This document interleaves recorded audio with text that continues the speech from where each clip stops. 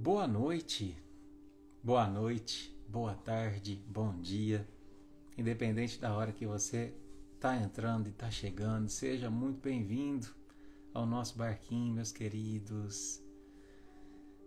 Hoje um tema muitíssimo importante. Vamos entrando, pessoal, vamos chegando, que a casa é nossa. Sejam muito bem-vindos aqueles que estão aqui hoje pela primeira vez.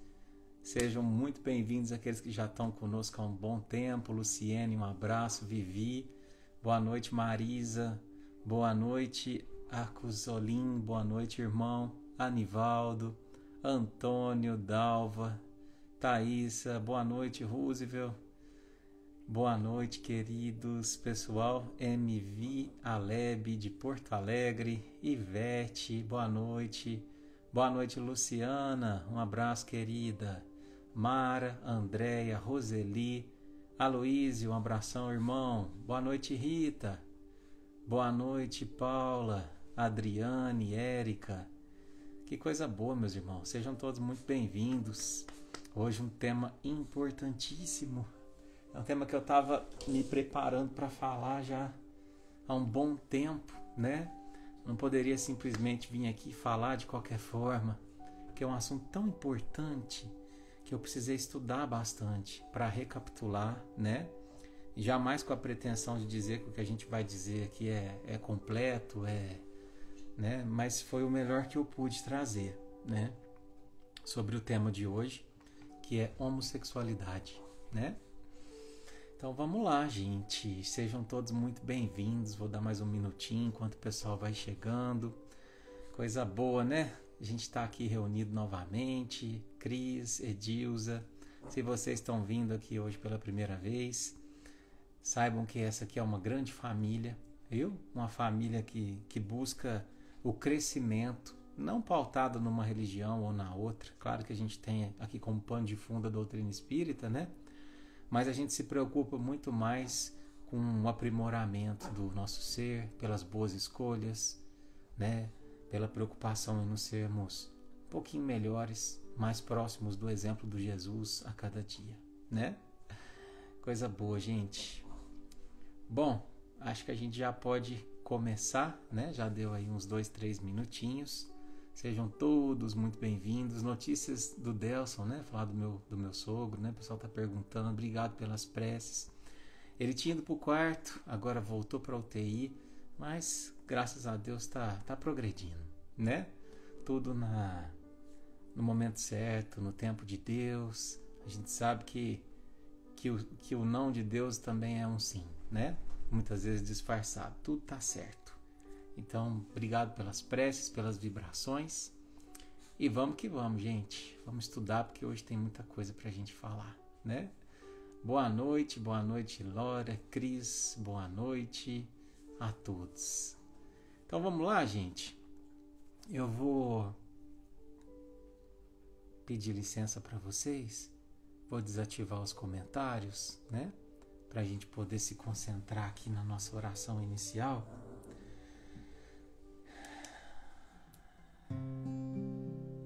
Então, nesse instante, eu gostaria de te convidar a fechar teus olhos, meu irmão, minha irmã, acalmar teu coração, que talvez hoje tenha aqui chegado um pouco aflito, chega um pouco preocupado, um pouco cansado, cada um vivendo suas dores, suas alegrias, mas no colo do Cristo a gente encontra descanso e a gente encontra bom ânimo para perseverar.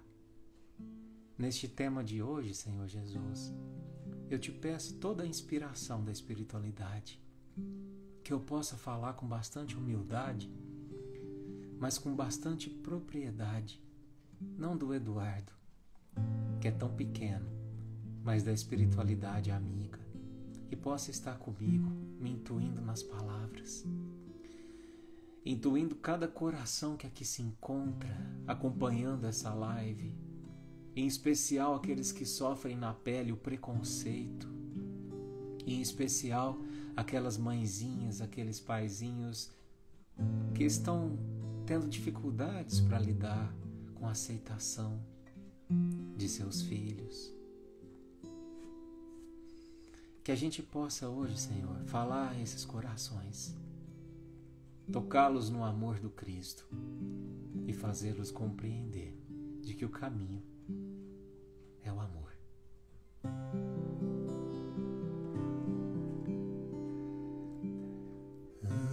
Ama, que o amor eleva, viverás na terra sem tocar o chão. Ama, afugenta as dores, pensamentos, flores te envolverão. Ama, que a canção mais bela é a que revela as notas do amor. Ama, que o amor perdoa e o perdão te doa muito mais amor. Ama, pois a lei divina que o Mestre ensina é a lei de amor.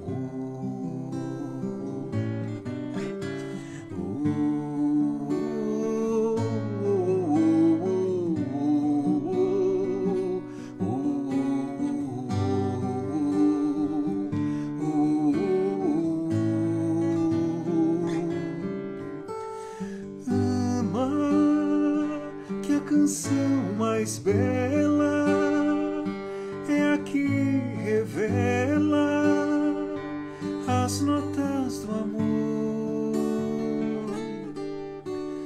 Ama, que o amor te espera nas altas esferas pra compartilhar.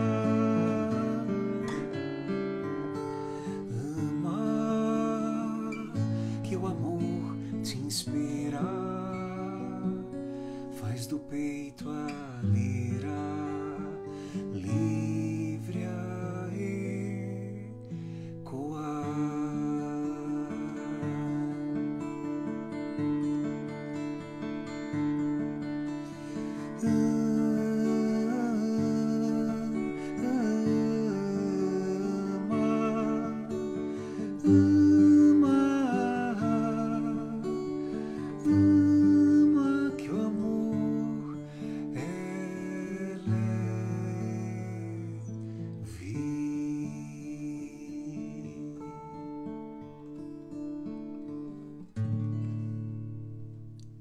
Que assim seja.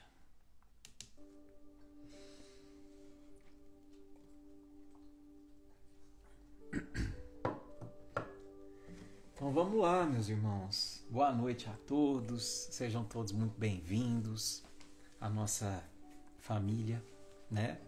A esse barquinho, que é um presentinho para vocês hoje, tá? Presentinho de uma rosa, simbolizando o que a gente pode ser. Talvez hoje a gente é só esse botãozinho, né? Pequenininho, ainda imaturo.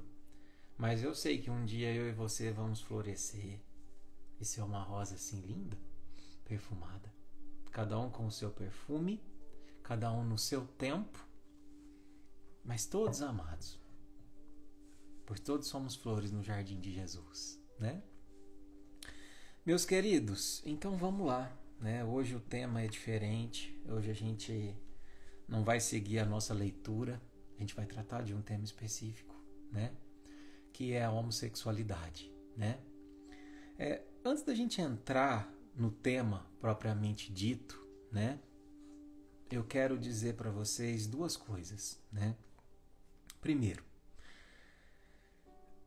Por que falar disso? Por que falar disso? Semana passada, em uma de nossas aulas, né, lá no projeto Menino Barça Novo, uma das crianças, né, uma menininha de 6 anos, estava com blusa de frio, embora fosse um dia de muito calor, né? E aí uma das professoras virou para ela e falou assim: filha, né, tira a blusinha, né, tá calor, você tá brincando, você tá suando, né? E ela relutava em tirar a blusa, permanecia de blusa, até que a professora foi um pouco mais enfática e disse: tira a blusinha que daqui a pouco você vai passar mal, tá muito calor aqui. E uma criança de 6 anos. E aí ela começou a ficar triste, né, a querer chorar, e disse: tia, eu não quero tirar minha blusa. Mas por que você não quer tirar sua blusa? Porque eu não gosto da minha cor. A minha cor é feia. E era uma criança negra, né? Uma das nossas alunas. A maioria são. Então, alguém ensinou isso a ela. Ela aprendeu com alguém a não se aceitar por ser negra. Então, por que falar disso? Por que trazer o tema homossexualidade? Porque ninguém deveria ter que sofrer por uma construção social equivocada sobre o que é belo ou o que é feio, sobre o que é normal, sobre o que não é normal, sofrendo quando não se enquadra num padrão de beleza ou de aceitação. E muitas vezes o sofrimento é tão grande que acontece como aconteceu com o irmãozinho da nossa querida amiga, né? Que sucumbiu e suicidou diante da ausência de aceitação social ou da ausência de autoaceitação, e o fez escolher essa triste porta, né? Por não ter a sua orientação sexual respeitada.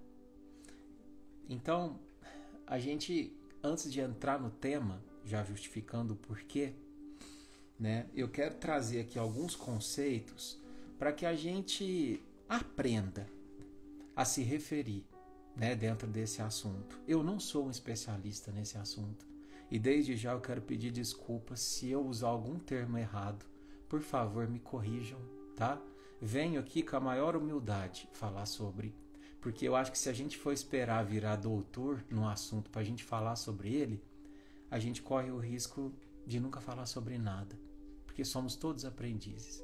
Então venho aqui hoje com a minha limitação, mas com o melhor que eu pude fazer para estudar e aprender sobre o tema e passar para você que está aí do lado, certo? Primeiro, eu queria desconstruir essa ideia, né, que está muito em pauta, sobre ideologia de gênero, né? O termo não é esse. Quando a gente for se referir a esse assunto, a gente tem que usar o termo identidade de gênero, certo? Por quê? Porque ideologia refere-se a uma construção sócio-histórica, refere-se a algo que está fora de mim, né? Agora, a identidade pertence a mim. Então, identidade de gênero, né, é como a pessoa se conhece, é como a pessoa se identifica, certo? Uma outra terminologia que a gente vai combinar de fazer um esforço para abolir do nosso vocabulário é quando a gente falar a pessoa tem uma opção sexual. Não, né? O termo opção é um termo errado. Por quê? Porque ninguém escolhe ser homossexual, né?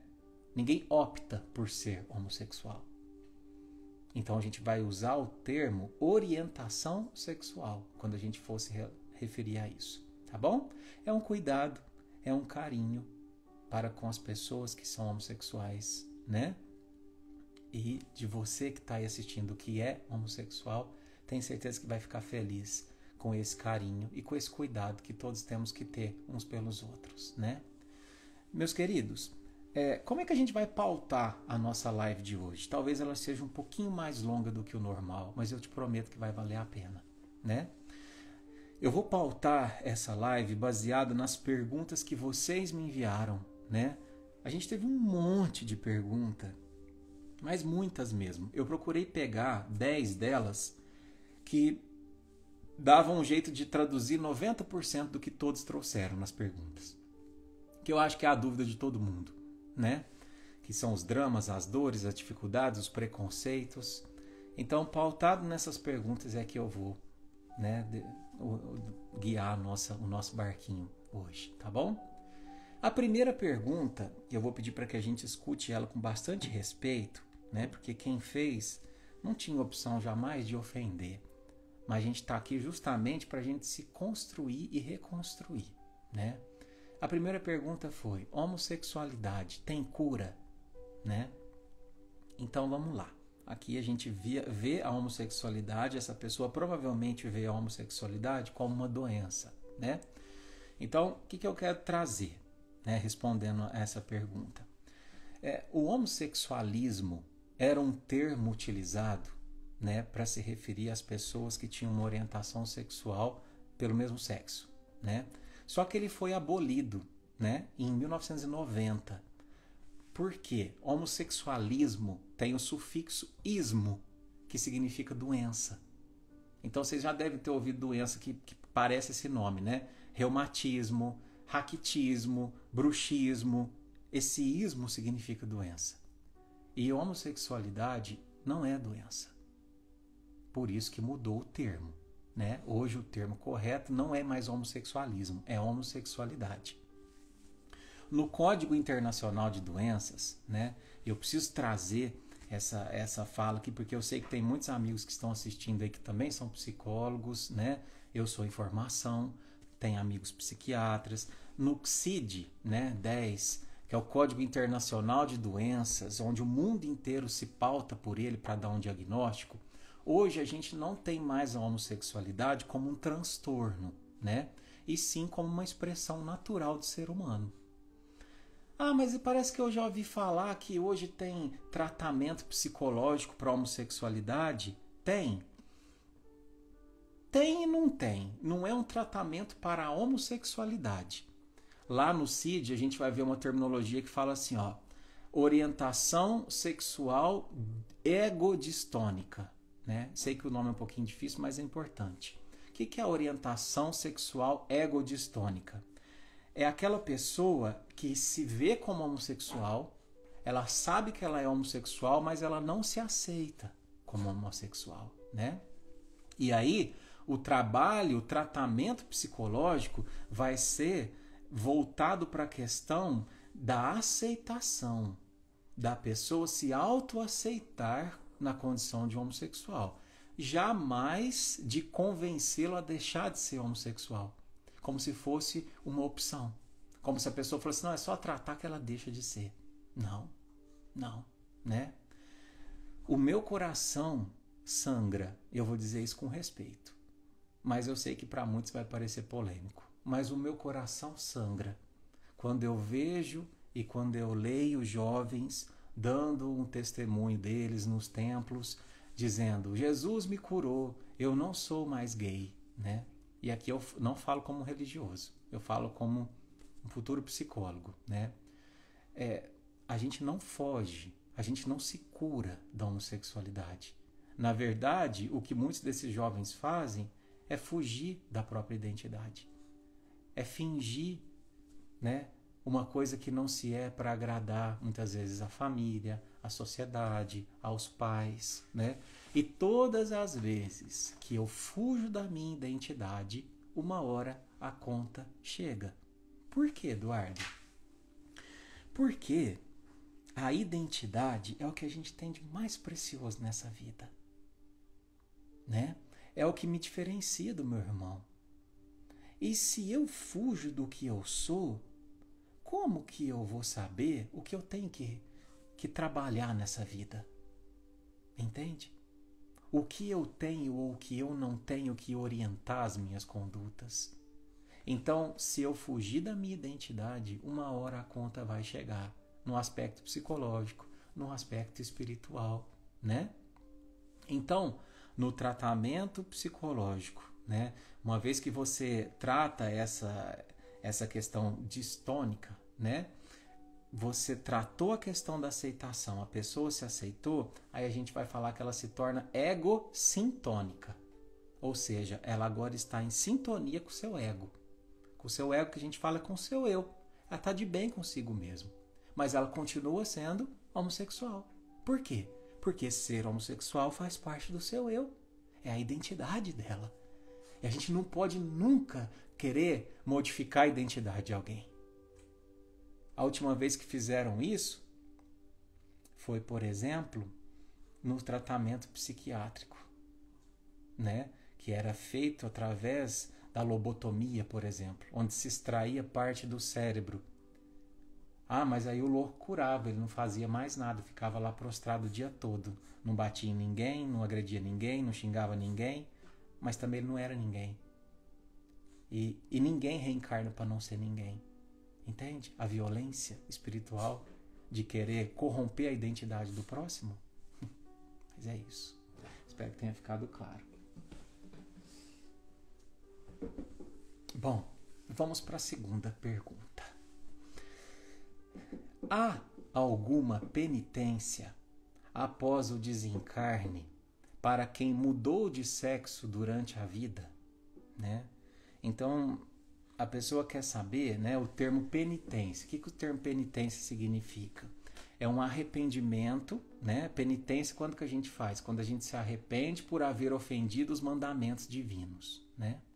Então a pessoa quer saber se depois que a gente morre, uma vez que a gente escolheu mudar de sexo durante a vida, se tem alguma uma penitência para compensar essa mudança, né?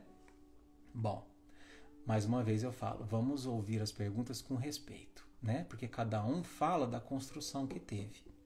E aqui eu quero trazer para vocês com profundo respeito. Quem me conhece sabe o quanto eu sou avesso à questão de embate religioso, né? Sou totalmente avesso. Mas o que eu vou trazer aqui hoje é talvez o porquê das pessoas terem construído dentro de si essa intolerância, essa ideia de que de relacionar a homossexualidade com pecado, né? Talvez isso comece a vir do Antigo Testamento, né? Principalmente em Levítico, né? Que é o terceiro livro do Pentateuco, né? Um dos 5 primeiros livros aí do Antigo Testamento. Né, no Antigo Testamento tem uma fala que diz o seguinte: não se deite com um homem como quem se deita com uma mulher, pois é repugnante, né?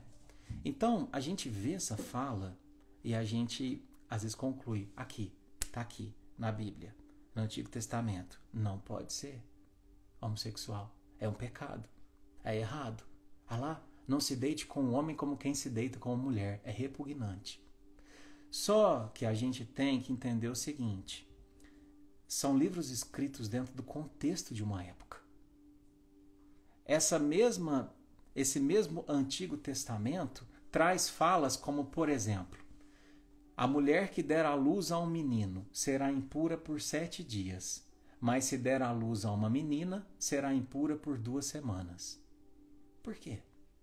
Ou, a mulher no período menstrual será impura, bem como todo aquele que a tocar, bem como tudo aquilo que ela tocar. Por quê? Ou, uma mulher estuprada que não gritar por socorro deve ser apedrejada até a morte. Ou, a mulher que for estuprada deve obrigatoriamente se casar com o estuprador, depois que este pagar ao pai dela 50 moedas de prata. E aqui não estou criticando, só estou trazendo uma letra de lei, do que foi trazido no Antigo Testamento. O Eduardo não está inventando nada, está só repetindo o que está escrito lá, né? São falas que talvez naquela época fizesse sentido, mas hoje a gente vê que não é bem assim. E quando a gente pega, por exemplo, o Novo Testamento, que é trazido pelo relato dos apóstolos, a gente vê um Deus que ficou mais bonzinho. mais tolerante com as suas ordenações. E aí a gente tem um pensamento: será que Deus mudou do Antigo para o Novo Testamento?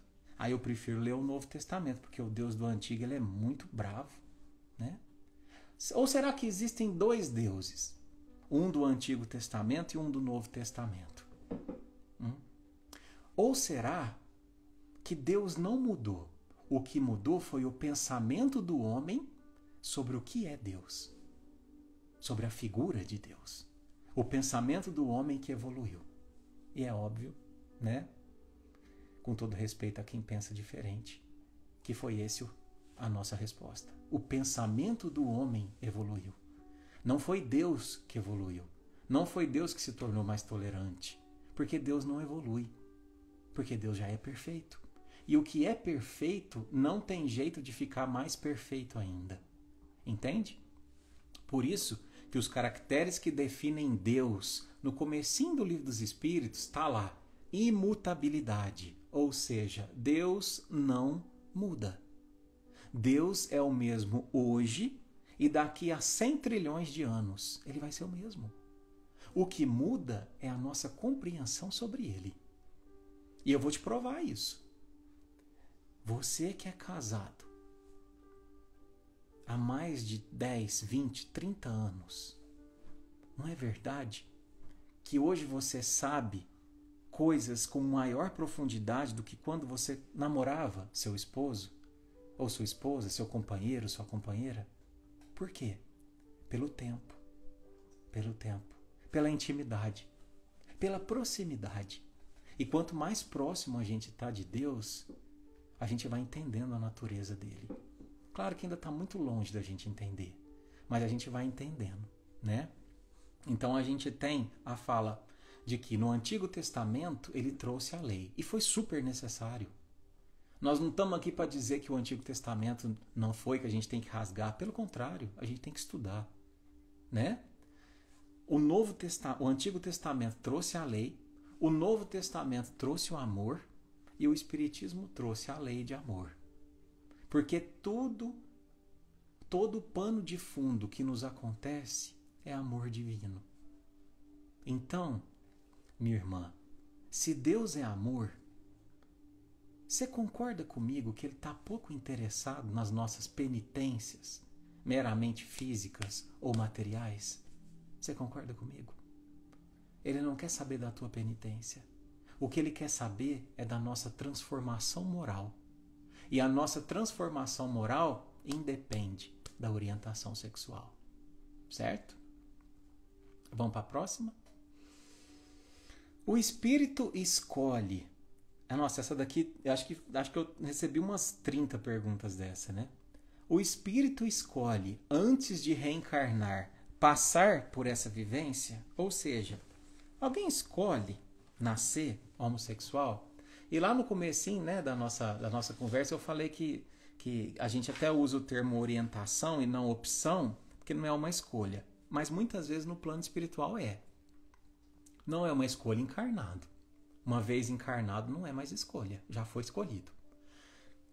Mas no plano espiritual é sim, muitas vezes uma escolha. E algumas vezes antes da gente reencarnar, é possível que a gente opte, né? Mas em algumas raras vezes. Por que raras, Eduardo? Porque não é sempre que a gente tem a maturidade espiritual para saber pedir uma condição reencarnatória que seja adequada ao meu progresso. Sabe aquela ideia assim, eu quero vir daquele jeito. Tá, mas você se conhece o suficiente para saber se naquele contexto, com aqueles atributos, você vai conseguir vencer?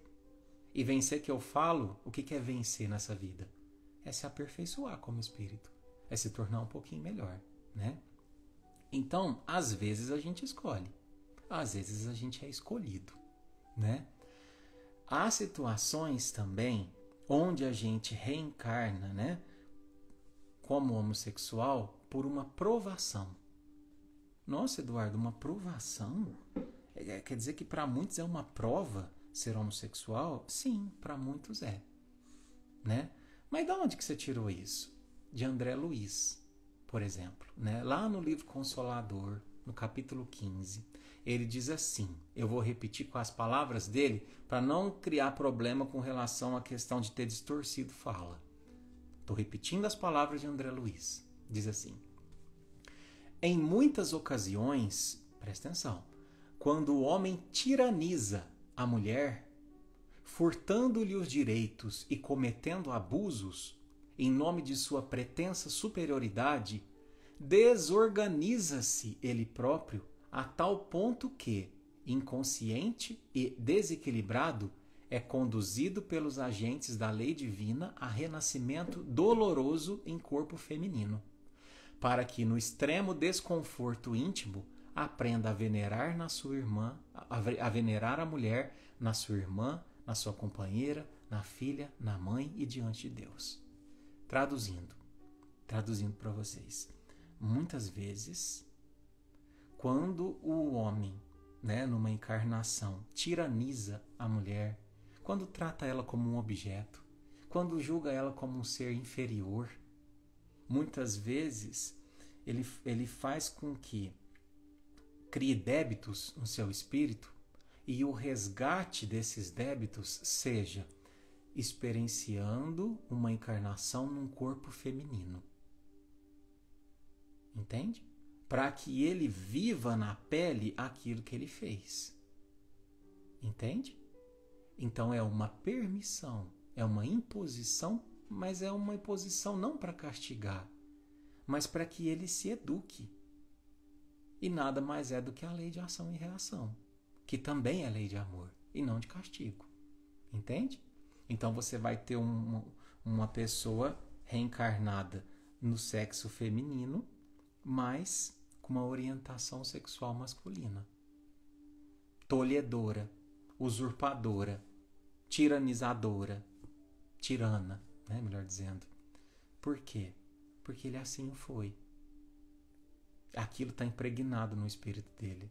Mas talvez ao experienciar ser sujeito daquilo que ontem ele que deu causa, ele aprenda a ver as mulheres, sua irmã, sua mãe, sua filha, como seres iguais. Então olha a sabedoria divina. Eduardo, entendi. Então quer dizer que você falou aí que a gente pode escolher ser homossexual e quando muitas vezes a gente não escolhe, quer dizer que a gente tiranizou o sexo contrário? São duas hipóteses dentro de um universo de centenas de hipóteses. E o grande erro na gente, meus irmãos, está em rotular. Ah, não, nasceu com orientação sexual, com homossexual, porque fez isso, porque fez aquilo. A gente nunca pode pregar um rótulo na pessoa. Cada um tem suas motivações. Às vezes, a pessoa também nasce num corpo diferente daquele da sua orientação por uma missão. Porque aquilo vai favorecer a ela cumprir uma determinada missão. Nossa, onde você leu isso, Eduardo? No mesmo livro de André Luiz, O Consolador. Diz assim: mas há também grandes corações, olha que bonito, que em muitas circunstâncias reencarnam em corpos que lhes não correspondem aos mais recônditos sentimentos. Posição solicitada por eles próprios, no intuito de operarem com mais segurança e valor, não só o aperfeiçoamento moral de si mesmos, como também a execução de tarefas especializadas, através de estágios perigosos de solidão em favor do campo social terrestre. Vou traduzir.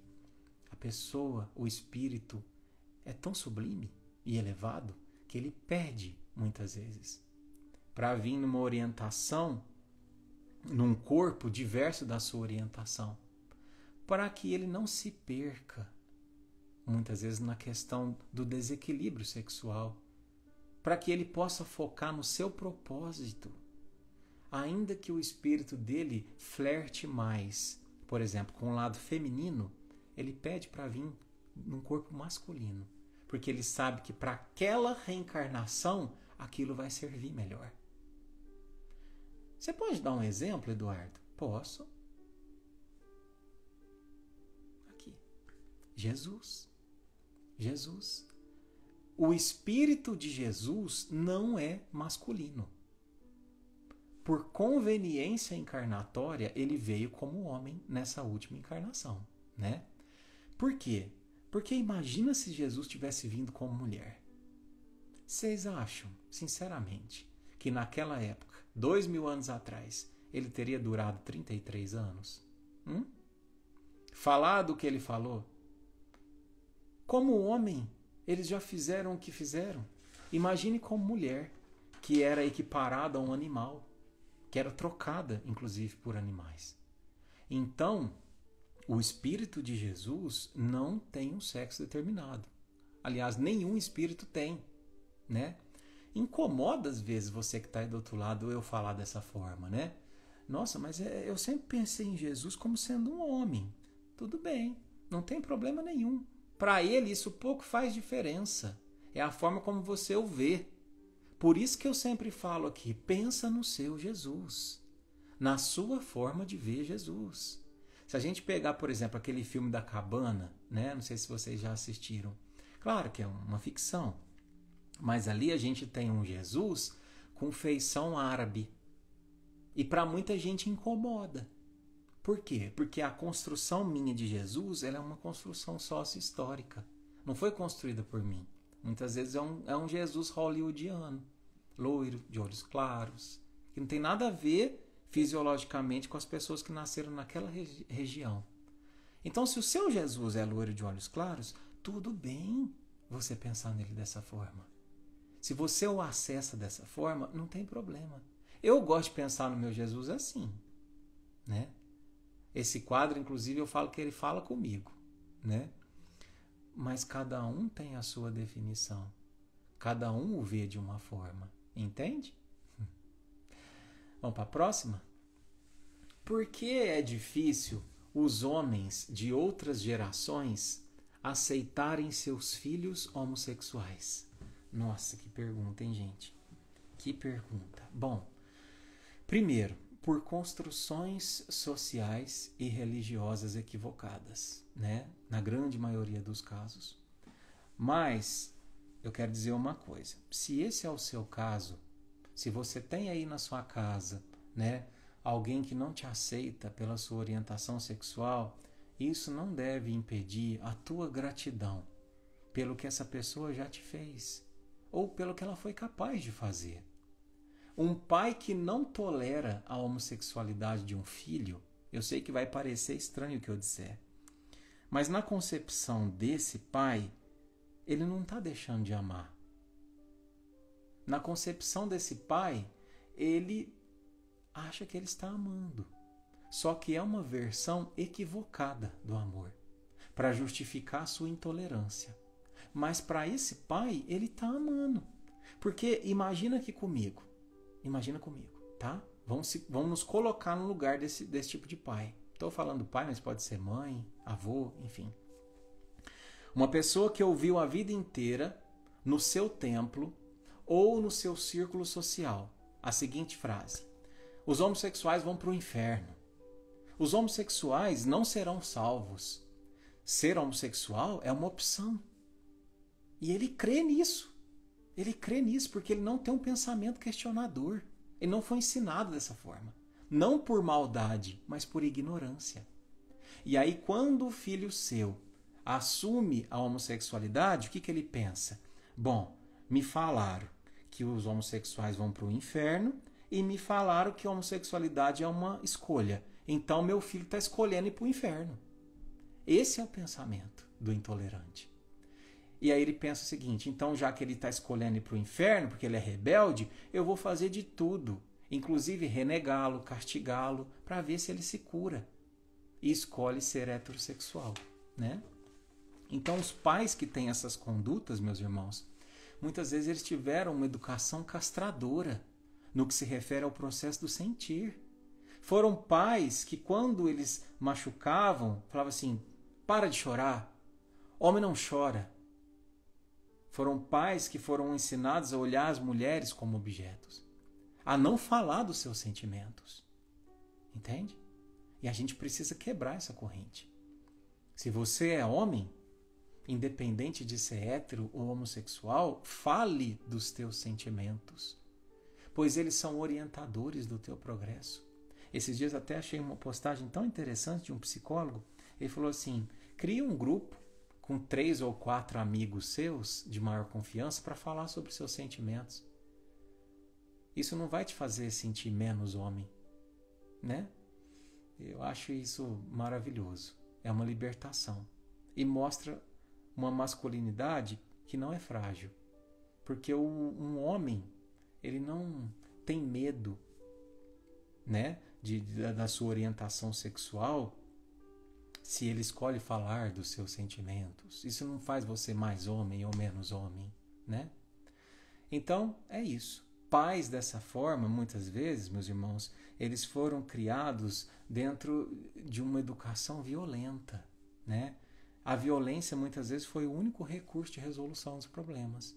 E, às vezes, eles projetam isso nos filhos. Essa violência, essa intolerância, né? É o recurso que eles têm. Então, não briguem com isso. Não briguem. E como é que eu faço, Eduardo?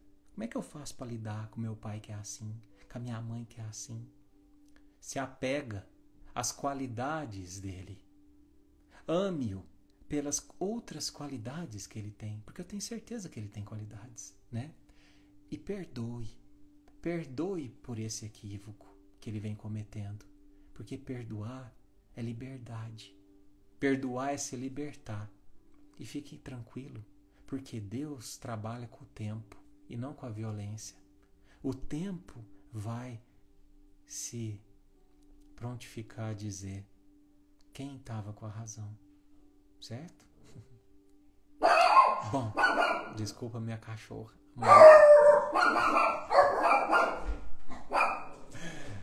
Bom, vamos para a quinta questão. O que a doutrina espírita diz sobre o casamento de homossexuais? Olha só que pergunta, né, gente? Acho que é uma pergunta que todo mundo já se fez. Bom, não vou nem falar a doutrina espírita. Vou falar uma pessoa de bom senso, né? O que é o casamento?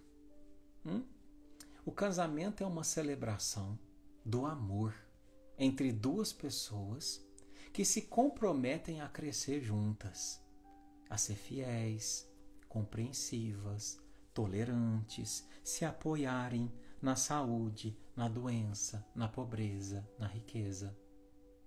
E eu faço uma pergunta para você agora. Eu posso ter um casal homossexual com esse compromisso? Me responde. Posso, né? Claro que posso. Então, se eu posso ter um casal homossexual que se comprometa a crescer junto, a ser fiel, compreensivo, tolerante, por qual razão eles não poderiam se casar? Por qual razão? Por que se incomodar tanto com a tentativa do irmão de também ter o direito de ser feliz ao compartilhar sua existência com alguém que ele ama? Seja do mesmo sexo ou do outro sexo. Por que isso nos incomoda tanto? Por que não conceder esse direito ao outro? Isso é de uma pequenez tão grande. E eu vou além dessa questão do casamento. E aqui eu trago a psicologia, tá? Não vou usar a parte espiritual, não.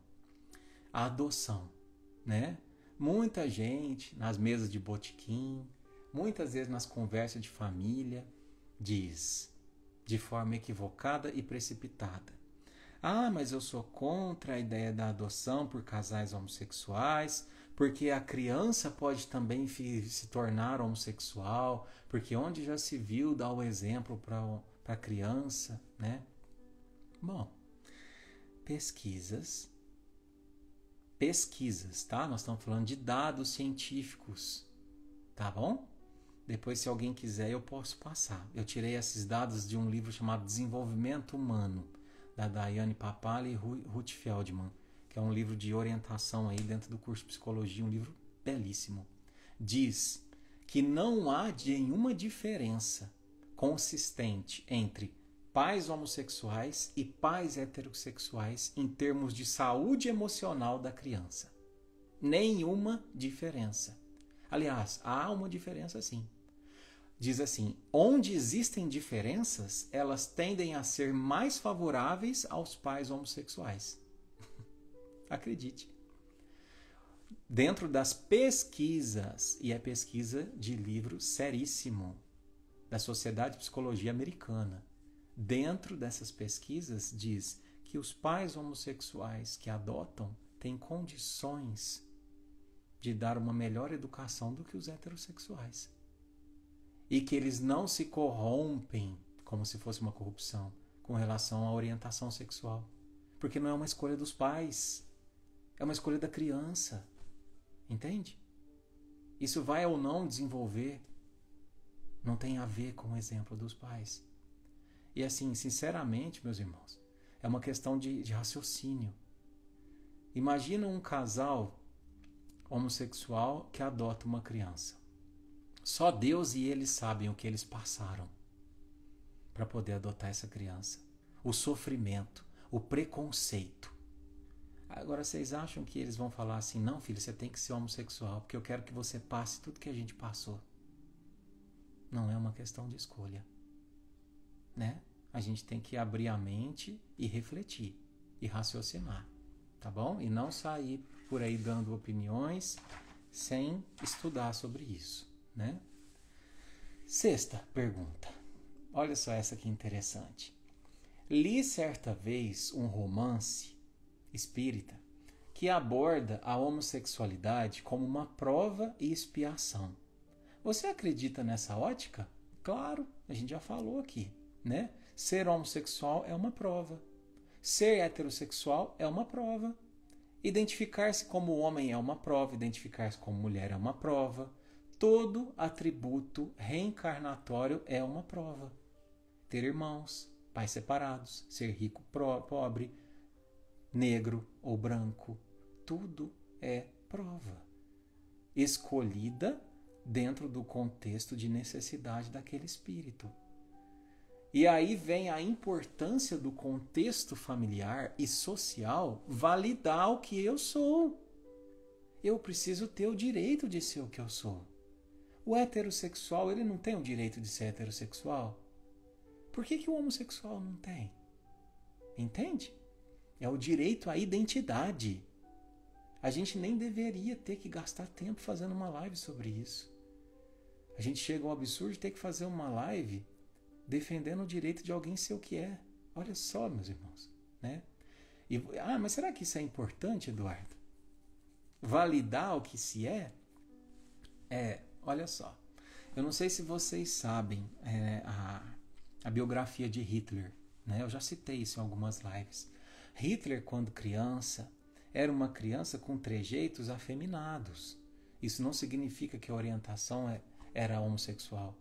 Mas ele era uma criança que tinha uma aptidão pela arte.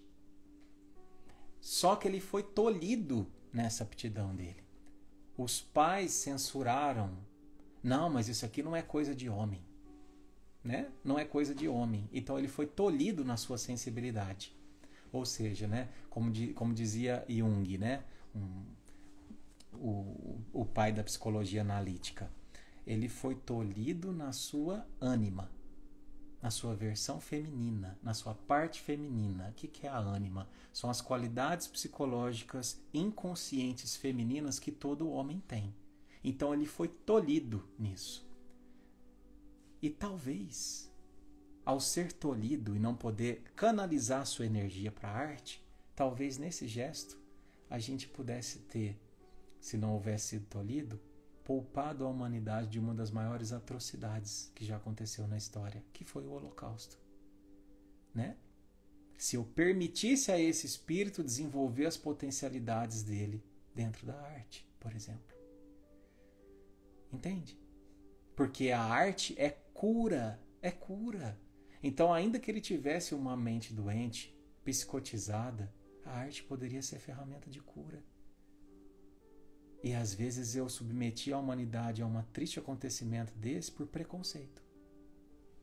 Tá vendo as consequências? A gente nunca imagina onde pode chegar, né? Essa ideia de falar assim, mas o menino tem que brincar com carrinho, a menina tem que brincar com boneca. Por quê? Qual que é o problema do menino brincar com a boneca? Ele não vai ser pai? Ele está se preparando para a paternidade. A mulher não vai dirigir um carro? Eu não entendo, né? Não é isso que vai definir a orientação da criança. E ainda que fosse, né? Mas a gente tem que se permitir aos nossos filhos ter a identidade deles, né? Então, entendem o quão grave pode ser, meus irmãos, quando eu simplesmente nego ao outro, seja meu filho, um colega de trabalho, o atendente da padaria, quando eu nego a ele o direito de ser simplesmente o que ele é. Então vamos pensar nisso, né? Sétima questão. Na Bíblia, diz que Deus fez a mulher para ser companheira do homem. Então, por que Deus permitiu a homossexualidade? Eita perguntinha, né? Bom, deixa eu até tomar uma água aqui. Deus permite a homossexualidade? Permite. Assim como ele permite a multiplicidade de cores, de costumes, de línguas, de povos, porque Deus permite a identidade. A identidade. A ideia de que Deus fez a mulher para ser companheira do homem é duplamente preconceituosa. Primeiro, com os homossexuais, porque eles se veem excluídos. Mas espera aí, a mulher é companheira do homem, eu não sou mulher e eu também não sou o homem que vai receber uma mulher. Então Deus me fez para quê?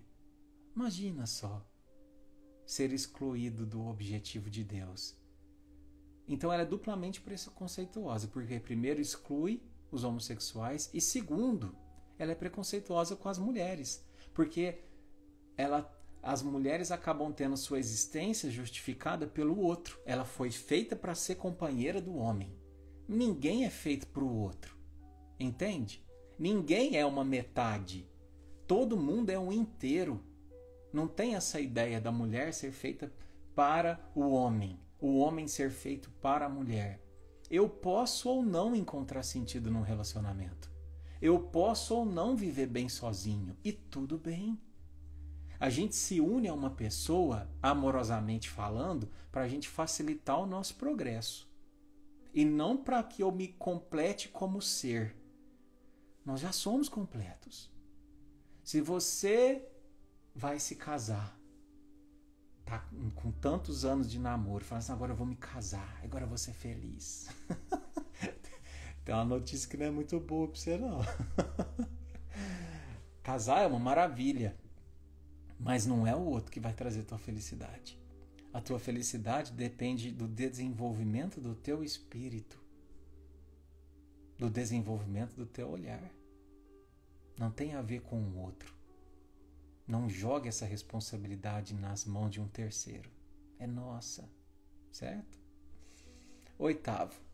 Como ajudar seu filho? Nossa, essa pergunta aqui, gente, dói o coração, né? Quando a gente vê tantas mãezinhas, principalmente as mães, né? Aflitas com o preconceito que os filhos sofrem.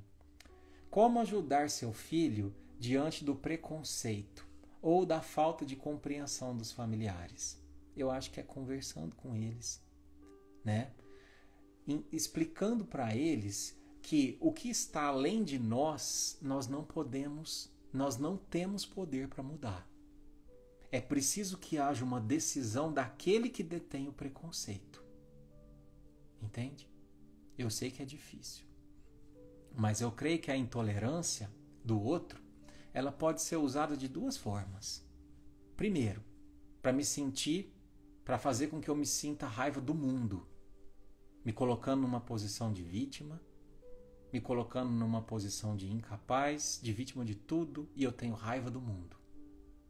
Eu entendo quem pensa assim, mas tem uma outra forma, uma outra possibilidade de fazer uso da intolerância do outro. A intolerância do outro pode servir como um combustível para que eu mostre às pessoas intolerantes que a minha identidade de gênero tem pouca importância quando se fala da minha construção moral. Que a minha orientação sexual pouco importa dentro da minha potencialidade. E eu sei Eu sei que vai ser bem mais difícil para um homossexual obter o respeito social do que é por um hétero. Isso é verdade, né? Mas o respeito a gente obtém pelo que a gente faz, pela nossa conduta, e não pelo que a gente fala. E não ao bater de frente, e não ao causar um alvoroço. É o nosso exemplo. É o nosso exemplo. Eu sempre lembro, meus irmãos, de uma fala do Frei Beto, que era um frei católico, né? Uma fala dele sobre o Chico. Eu acho lindíssima. Ele disse assim, ó: Chico Xavier é cristão na fé e na prática. Famoso, fugiu da ribalta. Poderoso, nunca enriqueceu.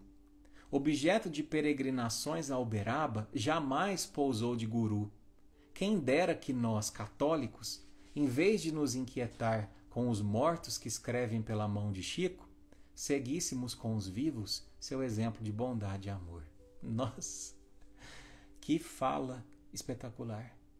Quem dera se ao invés de ficar preocupado com a orientação sexual do outro, eu aprendesse a amar e a respeitar aquele que é diferente de mim em algum aspecto. Entende? A gente conquista a admiração das pessoas quanto mais a gente desenvolve o nosso potencial de amor. Isso eu falo do fundo do coração. Porque o homem mais admirado da humanidade foi aquele que mais amou, que é Jesus. É ou não é verdade? É isso que separa os homens dos meninos, as mulheres das meninas, né? É a capacidade que a pessoa tem de amar e de relevar. E o perdão também é amor, né? A gente entender a limitação do outro, que muitas vezes tem um pensamento preconceituoso, uma fala preconceituosa, né? Nona, tá quase acabando. Por que é tão difícil pessoas religiosas aceitarem a homossexualidade? Nossa, que pergunta, hein? Porque muitas vezes uma pessoa começa a fazer parte de uma religião, mas a religião demora um tempo para fazer parte dela. Ou porque aquela religião não entendeu o que é Jesus. Não entendeu a proposta do Cristo, né? Então, ser religioso não é garantia de nada. De nada. A religião, ela é um caminho. É um caminho para que a gente chegue a Deus. Para que a gente chegue a Jesus, né? Até no significado dela original é religare, né? É nos ligar a Deus. Mas não é porque a gente conhece esse caminho que é garantia de que eu vou chegar no destino. Às vezes eu conheço um caminho, mas eu não vou por ele. Então, a gente precisa parar de santificar os religiosos. De achar que fulano, que ciclano é o representante de Deus. Não, gente. Nós somos, tem um amigo meu que fala, nós somos tudo comedor de arroz e feijão. Estamos tudo no mesmo barco, literalmente. Independente se você é uma posição de líder religioso ou não. Eu mesmo venho aqui. Eu não sou líder religioso. Eu não sou líder espírita, eu não sou. Eu sou só um aprendiz. E talvez Deus me capacitou nessa vida com a fala justamente para que eu escute todas as palestras minhas. Porque eu tenho que escutar todas as palestras minhas. E às vezes escutando, muitas vezes, eu evito cair em erro. Eu falo para vocês, tem vezes que eu escuto minhas lives. Aí eu falo assim, nossa, rapaz, aquele Eduardo lá hoje ele falou uma coisa bonita. Porque nesse momento aqui, eu estou a serviço de Jesus. Então, muitas vezes, tem muita coisa que não é minha. Né? Também sou um aprendiz. Então, não julgue a religião pelos religiosos. Tem centro espírita que eu tenho vergonha. Eu tenho vergonha. Tamanho preconceito. Né? Tamanha a distorção do que é ser espírita. Só que tem uns que são belíssimos. E tem muito mais a ver com o religioso do que com a religião, porque a religião é belíssima. Mas nós nem tanto. Né? Estamos aprendendo ainda. 10º. Um homossexual pode ter relação sexual? O que vocês acham? O que é o sexo? O sexo, uma energia criadora, uma energia maravilhosa. No livro Vida e Sexo, de Chico Xavier, eu trouxe essa citação para vocês. Eu acho que é a mais preciosa do livro, que diz assim, ó: sexo é espírito e vida, a serviço da felicidade e da harmonia do universo. Consequentemente, necessita responsabilidade e discernimento, onde e quando se expresse. Agora atenção, por isso mesmo, nossos irmãos e nossas irmãs precisam e devem saber o que fazem com as energias genésicas, né, das genitálias, observando como, com quem e para que se utilizam de semelhantes recursos. Entendendo-se que todos os compromissos da vida sexual estão igualmente subordinados à lei de causa e efeito. E segundo esse exato princípio, de tudo que dermos a outrem também nos dará. Ou seja, o sexo é permitido no homossexual, no heterossexual, agora. É para ser usado com responsabilidade, porque é uma das energias mais fortes do espírito. O sexo tem poder curativo, mas ele também tem o poder, se usado da forma errada, depreciativo. Quando a gente tem uma relação sexual, independente se é homo ou heterossexual, casual, quando termina o ato sexual, a gente se sente vazio. A gente se sente muitas vezes sugado, sujo. Agora, quando é com alguém que você tem uma comunhão de almas, a gente se sente curado, revitalizado, faz parte do casal. É lindo o sexo. É lindo. É o ápice da conexão de um casal.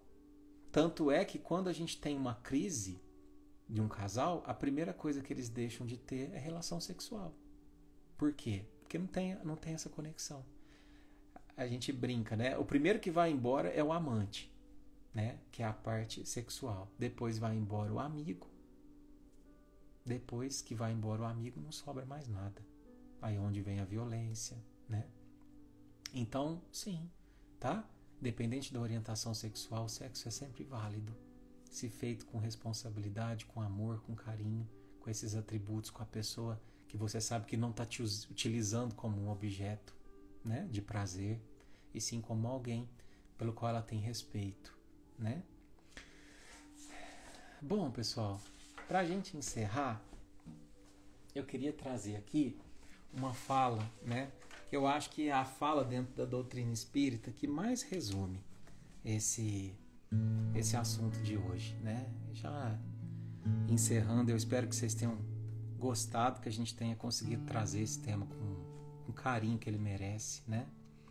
Mas essa fala, ela está no livro Sexo e Destino, de Joana de Ângeles, de Divaldo Franco. É um livro até novo, de 2007, que diz assim, ó. Joana de Ângeles diz assim: o fato de alguém amar outrem do mesmo sexo não significa distúrbio ou desequilíbrio da personalidade, mas uma opção que merece respeito, podendo ser considerada como certa predisposição fisiológica. Pode-se considerar como uma necessidade sexual diferente, com objetivos experimentais no processo da evolução. Olha só, o amor, no entanto, será sempre definidor de rumos em favor do ser humano, em toda e qualquer situação em que o mesmo se encontre. Lindo, né? Então, agora eu quero falar para você que é homossexual, olha aqui nos meus olhos. Esse espaço eu deixei livre, sem ensaiar. É o que viesse no meu coração para falar para você. Eu quero dizer para você que você é muito, muito amado. E que Deus tem um carinho especial por você. E que Ele valoriza a tua identidade. E que Ele pouco se importa com a tua orientação sexual, que ele só quer que você se transforme em alguém melhor.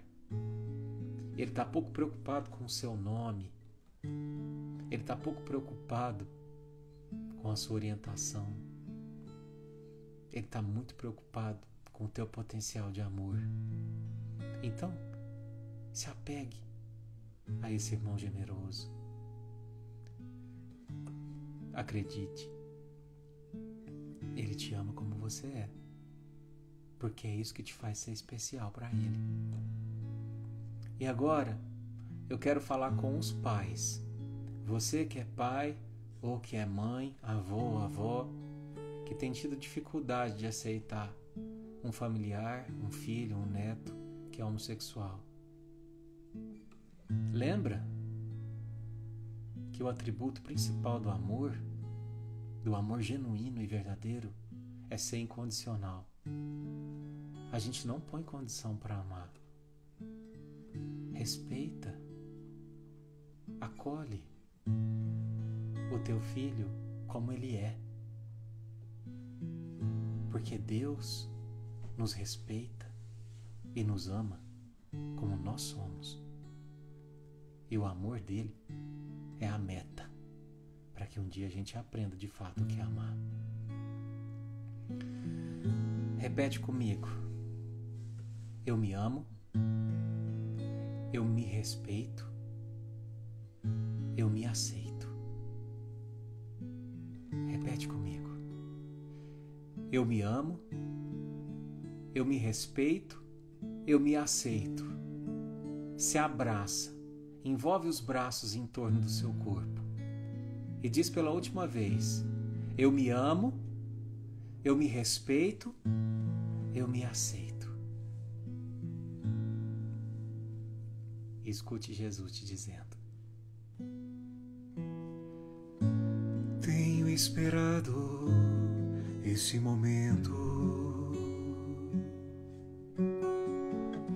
tenho esperado que viesses a mim, tenho esperado que me fales, tenho esperado que estivesses assim.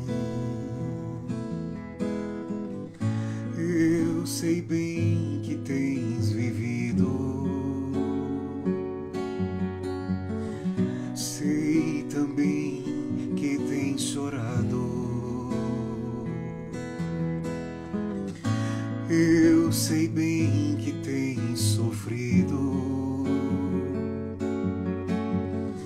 pois permaneço ao teu lado. Ninguém te ama como eu, ninguém te ama como eu. Olhe pra cruz, esta é a minha grande prova. Ninguém te ama como eu. Ninguém te ama como eu. Ninguém te ama como eu.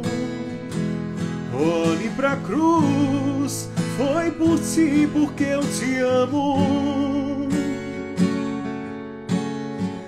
Ninguém te ama como eu. Você é amado, você é cuidado. E talvez se ele pudesse encerrar com uma última frase, ele dissesse: consideramos justa toda forma de amor.